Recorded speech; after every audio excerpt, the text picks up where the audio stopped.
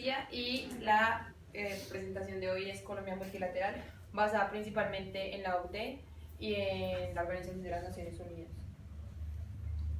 Entonces, mi exposición se va a dividir en 4. El primer ítem es Organización de las Naciones Unidas, donde Colombia se proyecta. Y antes de eso, pues es importante conocer pues, cuál es la definición de multilateralismo. Y aquí hay como una imagen que muestra claramente, pero pues es algo graciosita, que dice como que en el unilateralismo tú pides una pizza que es solo para ti. Pero cuando estás en el multilateralismo, cuando pides la pizza tienes que tener en cuenta las opiniones de los otros. También están estas definiciones de varios autores. Laura, ¿me puedes ayudar? El multilateralismo es la práctica para coordinar políticas nacionales en grupos de 3 o más estados. Gobernanza internacional de los muchos, más que no sé. La realización de actividades internacionales por parte de 3 o más estados de acuerdo con principios generales compartidos a menudo a través de instituciones internacionales o multilaterales. Y pues, aparte de esto, es importante tener en cuenta cuáles son las ventajas de las relaciones multilaterales, y es que las naciones pues tienen relaciones desiguales entre ellas. Entonces hay unas que tienen más recursos y más experiencia en diferentes ámbitos. Entonces cuando estás haciendo una relación, o sea, creas una alianza con otra nación, esa nación puede tener mucha más experiencia en cosas que tú necesites. También, un ejemplo claro de eso es el protocolo de Kioto, donde varios países pactaron en la disminución de la emisión de los gases de efecto invernadero. También se da por la voluntad y el respeto a las otras naciones, porque pues cada nación tiene una perspectiva sobre lo que pasa en el mundo, y pues mediante el multilateralismo se dejan como a un lado los arraigos sentimentalistas y pues se hacen mediante actos diplomáticos. También que es un mecanismo viable para conservar la paz, y que principalmente lo que se busca es mejorar la calidad de vida de la población pues, de ese estado. Por otro lado, están las desventajas del multilateralismo, que principalmente es que como los países tienen diferentes tipos de ejecuciones, entonces pues un país no se va a subyugar a la ejecución de otro país. Entonces, pues, pueden haber discrepancias en el momento en el que se esté dando la alianza. También que hay unas relaciones significativas, porque pues es obvio que Estados Unidos no está en la misma posición que Kenia o pues que otro país. Entonces pues en la toma de decisiones pues puede influir mucho más una parte que la otra. También que se basan en modelos económicos no sustentables, porque pues los recursos que entran generalmente en las relaciones de multilateralismo pasan por el Banco Mundial y por el Fondo Monetario Internacional. Y también porque el desarrollo sostenible pues es importante, y la ONU se basa mucho en ello para realizar las relaciones entre el mundo, pero siempre hay una incapacidad para cumplir las necesidades de los estados. ¿Sí? Entonces aquí muestro claramente cuáles son los objetivos actuales de la Organización de las Naciones Unidas. El primero es la conservación de los derechos humanos, pues porque ellos están basados en la Declaración Universal de los Derechos Humanos, y pues en realidad ese ceder del derecho a la guerra pues se dio basándose en eso. También en la asistencia humanitaria, que se basan en ACNUR, que es como una organización que ellos tienen para los refugiados. Y mediante la asistencia humanitaria lo que hacen es como suplir de recursos a las personas que que están en condiciones precarias o que lo necesitan por cuestiones de guerra o por cuestiones que están pasando en un país. También está el control de las armas, que es que ellos, pues, debido a muchas situaciones en las que los países como que desvían el presupuesto del país para comprar muchas armas, entonces ellos lo que hacen, pues, mediante situaciones que afectan el sistema internacional, mandan los cascos azules. Pues los cascos azules no son de la Organización de las Naciones Unidas, bueno, sí son, pero ellos no tienen como un ejército propio. Los ejércitos son mandados por los estados. Y finalmente está el desarrollo de los objetivos del milenio, que se da por el desarrollo del milenio, que pues se da en el 2005, y pues lo va a tratar con posterioridad. Entonces, es importante pensar si definitivamente es importante la Organización de las Naciones Unidas o qué fallas tiene.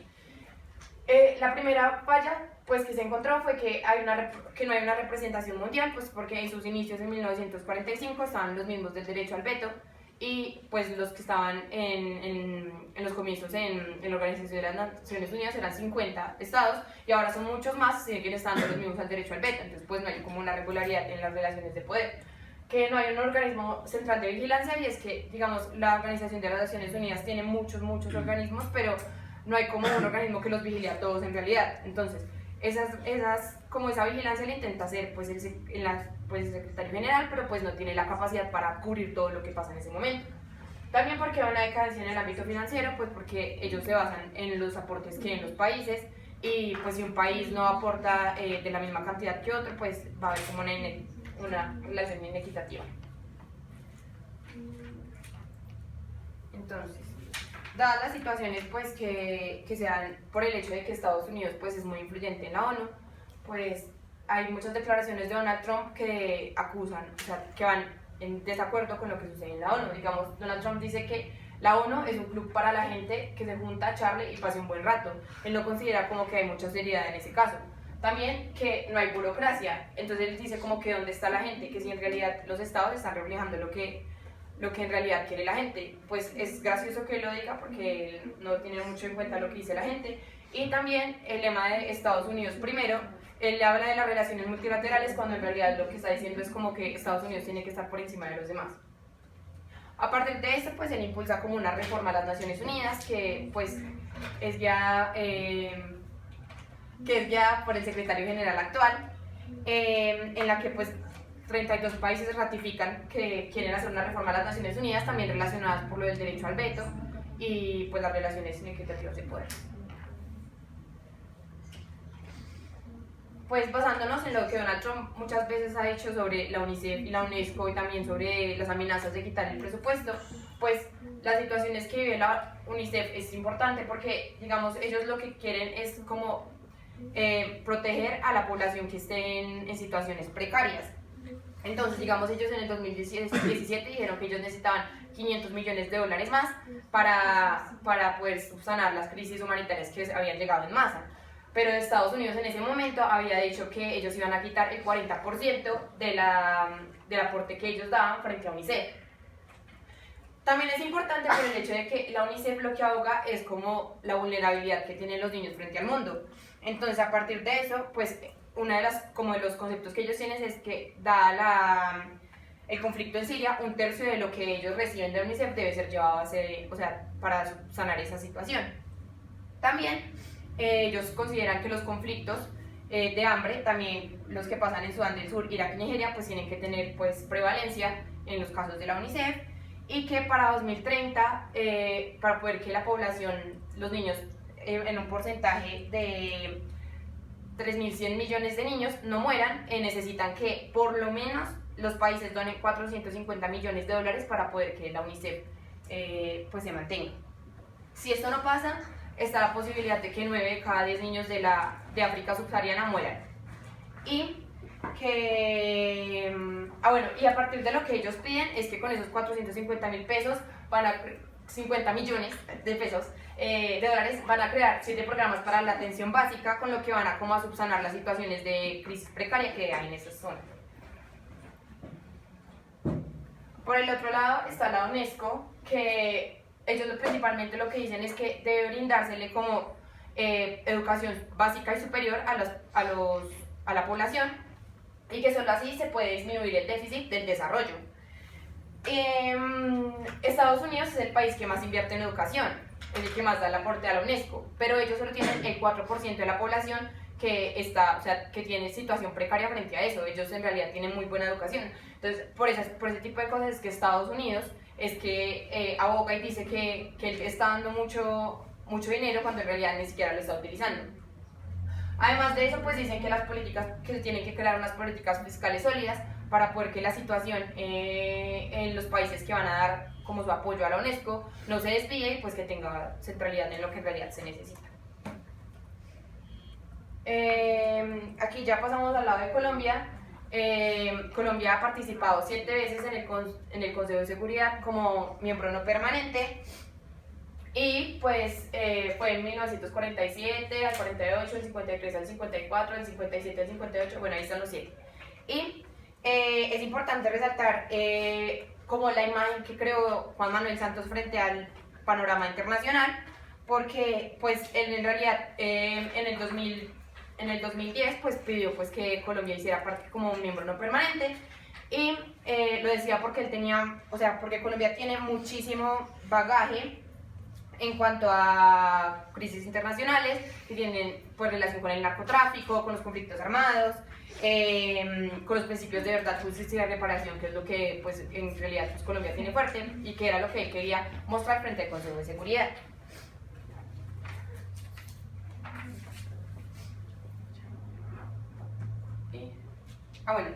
Y finalmente está el caso de María Ángela Holguín, que hizo parte de la Comisión de la Consolidación de la Paz, donde Ban Ki-moon, pues el secretario de Seguridad en ese entonces, decía que Colombia era importante porque a pesar de los conflictos armados que había sufrido, podía ser como un panel para que los otros países se basaran en lo que ellos habían vivido y pues que podían así solucionar sus conflictos.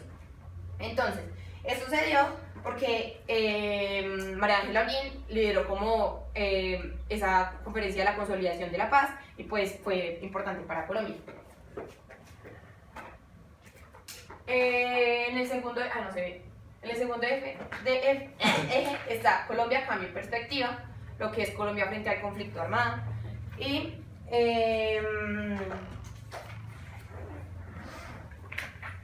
es la importancia de la ONU en Colombia. Pues es importante resaltar que en 1945 pues Colombia hacía parte de uno de los miembros formadores de las Naciones Unidas, pues que la ONU siempre le ha brindado como una asesoría para solucionar los problemas socioeconómicos y ha sido como un impulso y un apoyo frente al sistema internacional, también con proyectos en el impacto del territorio colombiano, que luego les diré, y porque es importante para crear una alianza en el post-conflicto, porque realmente lo que ellos quieren es ser como el bienestar social, y pues con el apoyo internacional lo que garantizan es que sea mucho más fácil la reinserción de las personas que hacían parte del conflicto armado a la sociedad civil. Estos son como uno de los organismos que hacen parte, o sea, que están en Colombia, que son de las Naciones Unidas, que es la Organización Internacional del Trabajo, ONU Habitat, el Programa Mundial de Alimentos, UNICEF, UNESCO y el Programa de las Naciones Unidas para el Desarrollo. Digamos, el Programa Mundial de los Alimentos ha contribuido mucho en las crisis que han surgido en la Guajira, porque ellos como que han inspirado a que la población misma pues, de ese territorio cree como unos cultivos agrícolas para así como subsanar las crisis que ellos tienen frente a la desnutrición. También en ONU Habitat, en el 2008, ellos hicieron como una clase de subsidios para las partes limítrofes de Bogotá, y también en educación pues han creado el plan de educación rural, en el que pues le prestan mucha más atención a lo que pasa en el ámbito rural, pues por las dificultades de desarrollo en esa zona. También es importante resaltar como las pequeñas manchas que tienen importantes los presidentes que han habido en la historia. Digamos, en el caso de César Gaviria, lo que quería mostrar frente a las Naciones Unidas era que Colombia tenía una experiencia para la solución de conflictos con narcotráfico, y eso se basaba en Augusto Ramírez Ocampo, que era un diplomático que pues, fue muy importante para la Organización de las Naciones Unidas en Centroamérica, pues él es colombiano.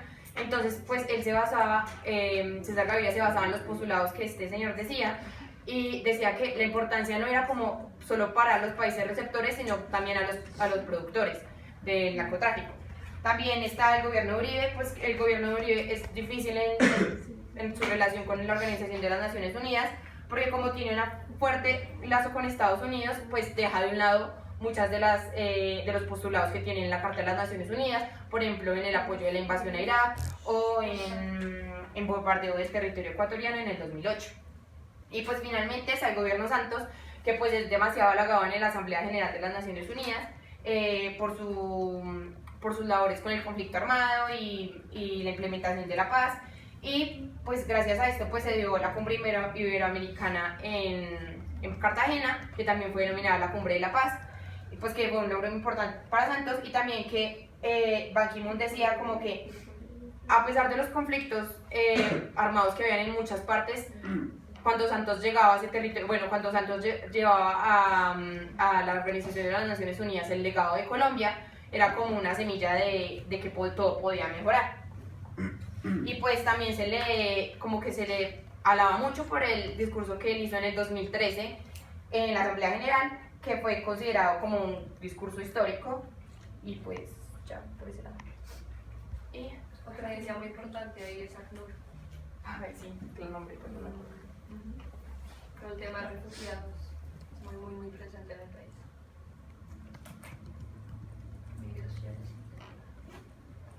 Vamos a ver un video.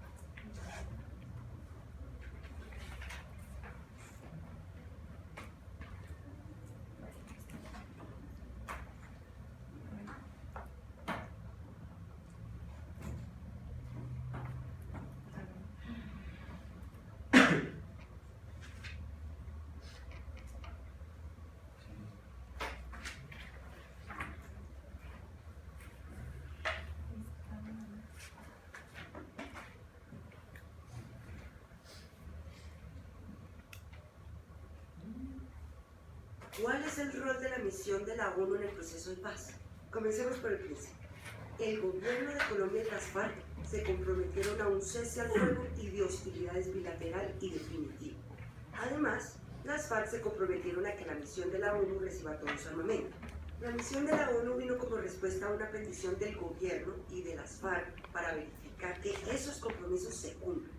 Esa misión está conformada por observadores internacionales de Latinoamérica, del Caribe y de otros países. Son actores imparciales que tienen la responsabilidad de vigilar la dejación de las armas y también de coordinar el mecanismo de monitoreo y verificación del cese al fuego, en el cual participan observadores del gobierno y de las FARC. Esa participación ayuda a que el gobierno y las FARC puedan comprobar directamente si los compromisos se cumplen. La idea es la siguiente. La fuerza pública se va a redesplegar y los miembros de las FARC se van a agrupar en 27 áreas del país donde establecerán sus campamentos, llamadas zonas y puntos veredales. En esos campamentos, en los que no habrá población civil, los guerrilleros empezarán a prepararse para su transición a la vida legal. El mecanismo conjunto observará estas zonas veredales y las zonas cercanas para asegurarse de que no se están dando enfrentamientos entre la fuerza pública y la guerrilla. La fuerza pública no entra en esas zonas sin previo aviso al mecanismo y los integrantes de las FARC-EP tampoco salen sin autorización. El mecanismo conjunto, además, tiene que vigilar que se respeten estrictamente los derechos de la población que vive allí o que visita. La dejación de armas por las FARC-EP se hará gradualmente bajo la observación de la misión de la ONU que estará presente en los campamentos durante todo el proceso. Durante los primeros 2 meses, los integrantes de la guerrilla recogerán sus armas en sus campamentos. Luego, estas armas se irán almacenando en contenedores o bodegas bajo la supervisión de la misión de la ONU y al cabo de 6 meses, la misión se llevará todas las armas. ¿Y qué van a hacer con ese armamento? Una parte se elimina ahí mismo, como las granadas y municiones, y otra parte será recogida para construir monumentos. Concluida esa dejación de armas, los integrantes de las FARC-EP se incorporarán a la vida económica, social y política del país. Durante su estancia en las zonas y puntos veredales, la misión de la ONU y el mecanismo conjunto con el gobierno y las FARC-EP mantendrán siempre una comunicación respetuosa con la población local, sus representantes y sus organizaciones. Las personas pueden acudir a los observadores de la misión en cualquier momento para compartir sus inquietudes, su punto de vista y sus recomendaciones que siempre serán escuchadas y tomadas en cuenta. Este es el rol de la misión de la ONU para dar apoyo al fin del conflicto. La misión de las Naciones Unidas ya está en 8 regiones de Colombia. Bueno, y pues ahí ya vieron el caso de las FARC y pues la finalización del conflicto y pues la iniciación de la paz duradera. Y pues también es importante tener en cuenta que cuando estaban en los diálogos de La Habana, pues los negociadores de las FARC y el gobierno pidieron que la Organización de las Naciones Unidas, tanto como UNASUR, estuvieran presentes para hacer un seguimiento del cese bilateral. Y pues por el otro lado está la ONU y el caso del ELN, y principalmente como la labor principal de la ONU es el cese bilateral, o sea, vigilar que en realidad no haya como conflicto entre las dos partes. También ellos están de acuerdo con lo que está sucediendo con el ELN porque están basados en el derecho internacional humanitario y pues a partir de esto pues proporcionaron como el mecanismo del sistema de alertas tempranas por lo que ha sucedido con los líderes sociales y pues con sus matanzas en masa. Y pues también es importante resaltar que el papel de la ONU, tanto como el papel de la Iglesia, son importantes para el cese bilateral con el ELN, que está postergado hasta el 12 de enero de 2018, pero pues dadas las situaciones de los asesinatos a los líderes, pues se rompió y pues cada parte llegó como una forma dispar. Y pues entre el caso del ELN y el conflicto armado, pues en semejanza ellos pues tienen el aspecto del cese bilateral con la vigilancia de la Organización de las Naciones Unidas. A diferencia del conflicto armado con las FARC y el ELN, es que el ELN pues no se ha terminado y pues ellos no han dejado las armas y tampoco pues la ONU puede hacer ese tipo de vigilancia pues porque no se ha pactado. Y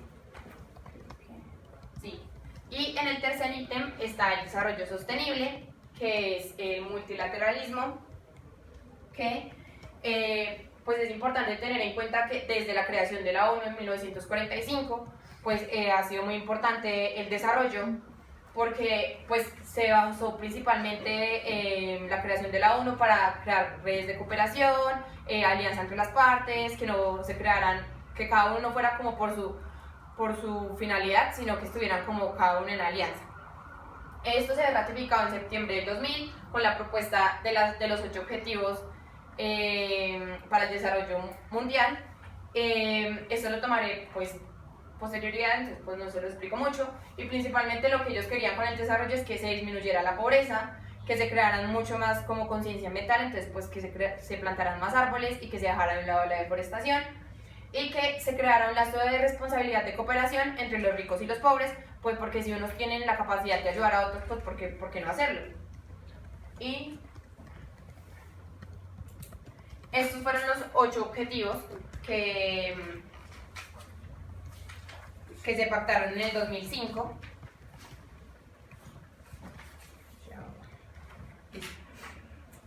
Entonces, principalmente es importante tener en cuenta que con esto se quería como combatir muchas de las situaciones de agua potable, de pobreza extrema. Entonces, digamos, en los objetivos realmente decía como que 500 personas dejarían de vivir en la pobreza extrema, pero finalmente se lo consiguieron 350, que 320 millones de personas pues obtendrían agua potable y saneamiento básico, y pues dadas las situaciones pues que no se cumplió hasta el 2015, que era como el lapsus, Ban Ki-moon empezó a preocuparse y decía como que el hecho de que no era que las naciones no tuvieran la disposición para cumplir los objetivos, era que en realidad no podían muchas, digamos el hecho de África. Entonces pues al ver que digamos en África no se estaban cumpliendo los objetivos, empezó a crear propuestas para desarrollo sostenible en África, basados en fondos del Banco Mundial y el FMI. Y entonces, digamos, Colombia, en cuanto a estos 8 objetivos, digamos en el primero, que es la erradicación de la pobreza extrema, lo que consiguió es que, pues, se quería que 33.500 millones de personas, pues, dejaran de estar en la pobreza extrema, que las zonas urbanas y las zonas rurales, pues, no tuvieran tanta diferencia, pero en realidad lo que se consiguió era que las zonas rurales tenían en pobreza el 31% y las zonas urbanas el 25%, y que pues como no se pudo cumplir del todo, departamentos como el Chocó, el Cauca, la Guajira pues tienen una pobreza superior al 50%. En el otro aspecto, que es la educación básica para todos, Colombia sí pudo cumplir esto y llegó al 100%, en el que podía garantizar la educación básica y el 78,5% de la educación superior. El objetivo de ellos era que en el 2015 llegaran al 98%, en el que la educación superior pues también fuera asequible para todos. En la igualdad de oportunidades para el hombre y la mujer pues se vio que, digamos, en el mercado ya no había tanta discrepancia, pero pues al igual seguía viéndose la diferencia de género por contratar a un hombre o una mujer. También se basó mucho en la situación de los casos de violencia familiar que se dieron en Colombia, que fueron 76.000 denuncias, digamos, solo en el 2015 por maltrato familiar, pues más las que no se denuncian, y la mitad de estas eran ocasionadas por el compañero sentimental y otra por una persona externa. En cuanto a reducir la mortalidad infantil, Colombia lo que quería era que por lo menos 7.600 niños y niñas y menores de 1 año pues morían, ¿cierto? Porque no tenían pues los mismos recursos. Entonces, a partir de esto, Colombia empezó a tener como unas capacitaciones frente a ¿cómo se llama esto? Como la educación sexual, la salud preconcepcional, para pues que las mamás tuvieran en cuenta qué era lo que tenían que hacer para que los niños no murieran. Por el lado de la mejora de la salud de la maternidad, en ese entonces, pues en ese lapsus hasta el 2015, de 2005 hasta el 2015, 400 mujeres al año morían por causas de embarazos. Esto se daba también porque habían muchos índices en los que mujeres de 10 a 19 años pues quedaban en embarazo y pues no tenían como la capacidad para sostener el hijo.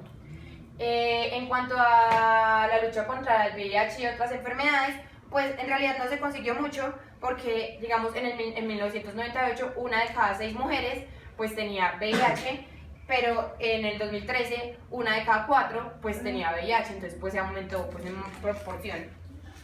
Y en cuanto al medio ambiente sano y seguro, hubo ¿cómo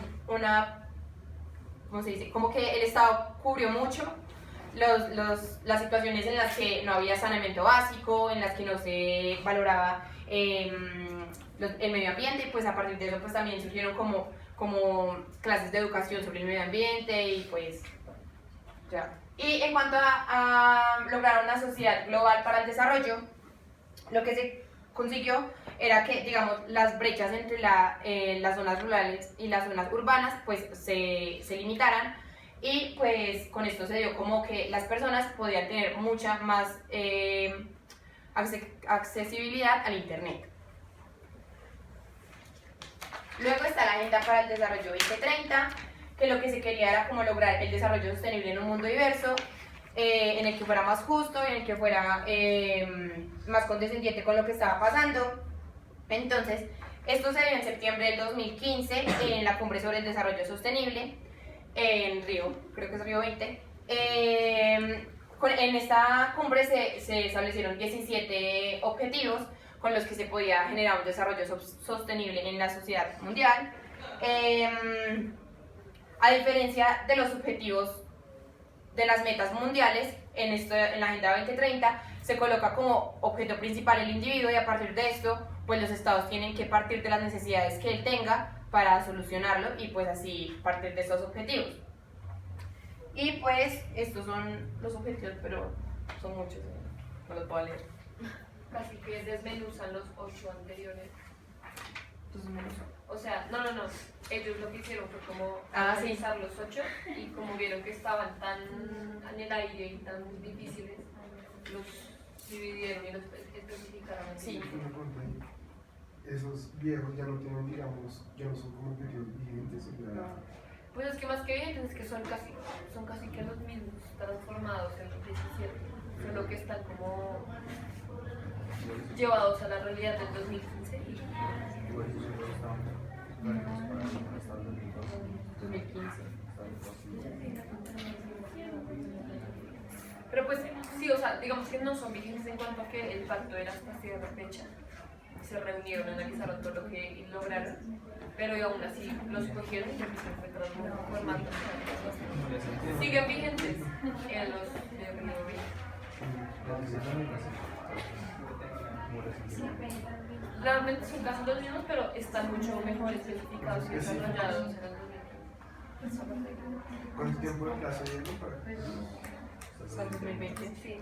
Hace más 30, 15 años más. A 15 años de 30. Porque por eso nos continúan, o sea, siguen haciendo. Ese es el problema del multilateralismo. En paz es una técnica. Es muy difícil. No son vinculados. Entonces es muy difícil. No, es que. Sí, sí. O sea, Nada más para. no, y no hay como una fuerza. Es que la cohesión no sirve para nada, pero muchos países no funcionan. Si no hay cohesión, son como. Pues es muy difícil. O sea, hay países como Suiza o Uruguay, no sé, que tienen una posición mucho más como fuerte frente a países como Estados Unidos que dicen una cosa pero hacen otra. Es muy difícil. Es uno de los problemas del multilateralismo. ¿Ya?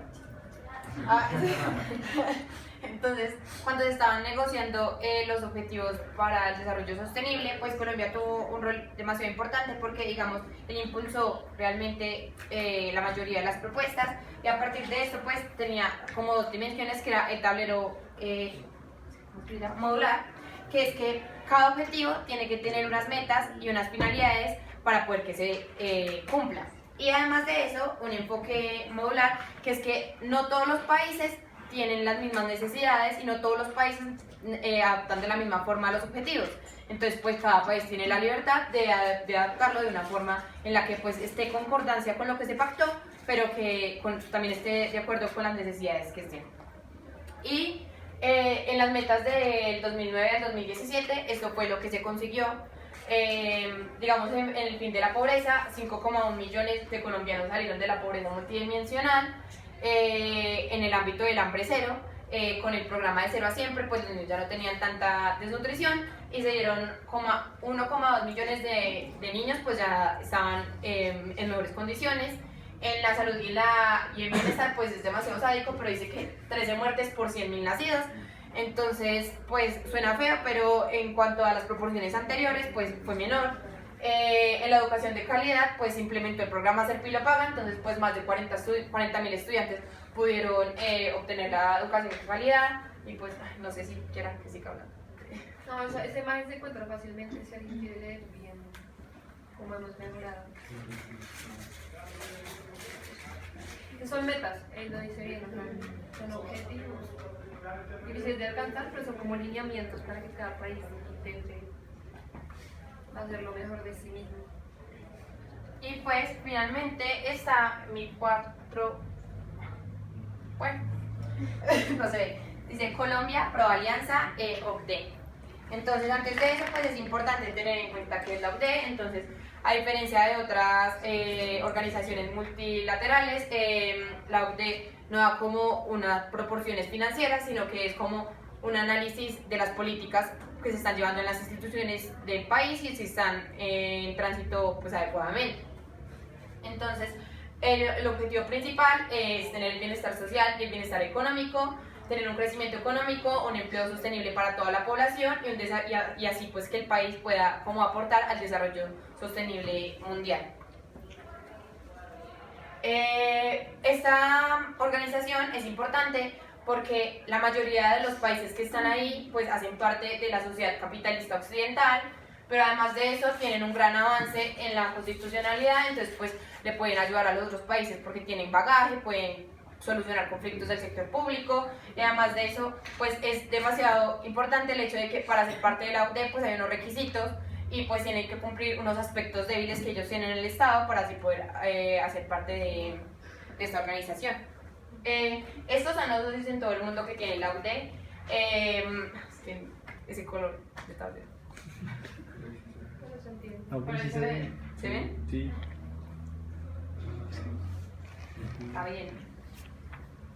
Y pues Colombia y la OCDE pues también han tenido como un proceso de adhesión. Es que digamos en enero de 2011 pues el presidente Santos pues pronunció que él quería ser parte de, pues que Colombia quería ser parte de la OCDE y pues ahí ya dio como el punto de partida. Del 2011 al 2013 pues se dio un trabajo en el que la OCDE tiene 23 comisiones y en este primer tramo de 2011 a 2013 se dio una prueba de viabilidad con las 10 primeras comisiones. En 2013 el Consejo de la UCDE invita a Colombia para que realmente como que muestre la propuesta de entrada. En septiembre del 2013 se entrega una hoja de ruta a Colombia, que la hoja de ruta dice como qué es lo que realmente tiene que hacer Colombia para ser parte de la UCDE, como qué es lo que tiene que mejorar o qué es lo que no tiene que mejorar y qué es lo que tiene que hacer. Y pues ahí ya es una entrega inicial del memorándum a la UCDE, luego una evaluación de los comités que hacen falta, luego como los comités le dan como una entrega al secretario general, luego se da una decisión por parte del Consejo y finalmente pues se da una aprobación por el Congreso de la República. Y pues acá abajo hay una cita de Juan Manuel Santos que dice que entrar a la OCDE es un gran reto, demuestra que queremos comportarnos como un país desarrollado, un país responsable, un país con las mejores prácticas. ¿Por qué? Porque pues con los gobiernos anteriores pues la imagen de Colombia no era muy fuerte, pero con esto se puede mostrar que Colombia puede ser una economía emergente. Sí, como coordinación por el lado. Y esas fueron las reformas sugeridas para la OCDE, por la OCDE para Colombia. Entonces tenían que hacer una reforma tributaria, que era que pues se diversificara la inversión en Colombia, pues que vinieran muchos más países. Entonces, digamos, ahí dice que en el 2014 la inversión extranjera fueron 15.000 millones de dólares y que la inversión minera fueron 12.405 millones. Además de eso hay que reducir la tributación de la inversión. Este impuesto de renta pues tiene que subir, o sea, tiene que estar en el 25%, cree que es un impuesto para la equidad del 9% y un impuesto a la riqueza del máximo del 1.5%. También tiene que reducirse la evasión y aumentar la base, que es que las empresas dejen de hacer como la evasión de los impuestos y estos se reduzcan en un 50% y a partir de lo que se recaudó se más o menos 15 billones. En la reforma pensional, pues esta es una situación muy difícil para Colombia porque solo el 10% de las personas que están en edad para pensionarse se pensionan en realidad. Entonces pues lo que la organización quiere es que haya mucha más diversificación en las reformas pensionales. También el programa de Colombia Mayor, que es un programa para los adultos de la tercera edad, entonces pues que solo en ese momento hay 1,2 millones de beneficiarios y pues deberían haber muchos más, porque todos deberían garantizarse la calidad de vida. Y finalmente hay que equiparar la edad de retiro de hombres y mujeres, que pues para las mujeres es menor y para los hombres es mayor, entonces pues ahí se violaría uno de los objetivos de la Agenda 2030.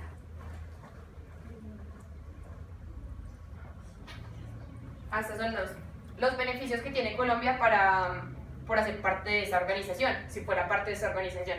Lo primero es que pues, la imagen de Colombia cambia porque ya se vuelve como una economía emergente, como ya lo había dicho. Pues como la OCDE no tiene como un organismo para la financiación, sino que en realidad lo que hace es como verificar que en realidad las políticas públicas se estén realizando de una forma en calidad, entonces pues se da un sello de calidad y confianza y pues es mucha más reafirmación de que las cosas se están haciendo bien en las instituciones.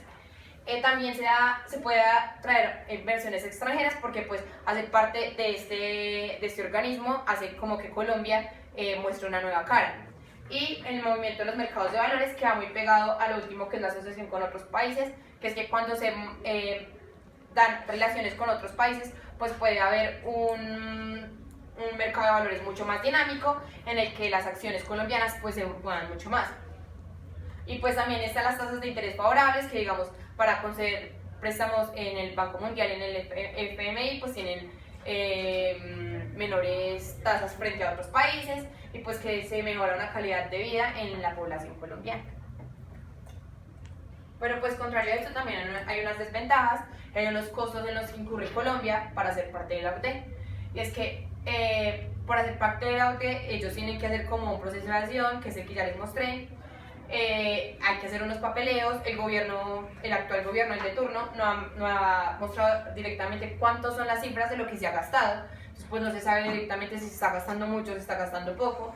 También que cuando haga parte directamente de la OCDE, Colombia tiene que dar un aporte y una cuota en proporción de su tamaño. Entonces, pues si Colombia deja de enviar esta cuota, pues empieza a salir de la organización. Que ese es el punto que yo creo que es más importante, que es la cesión de soberanía económica, que Colombia ya no tiene la misma autonomía que tiene en este momento para decidir económicamente, sino que se tiene que basar en los parámetros de la OCDE para decidir económicamente las cosas. Entonces, pues en realidad dependeríamos de otro organismo y hay una inequidad entre las partes porque pues en esta organización hay algunos que tienen muchos más recursos que otros, entonces pueden viciar las decisiones y pues ya, finalmente eso es. Iba a anexar las referencias, pero ya no dejaba hacer más diapositivas.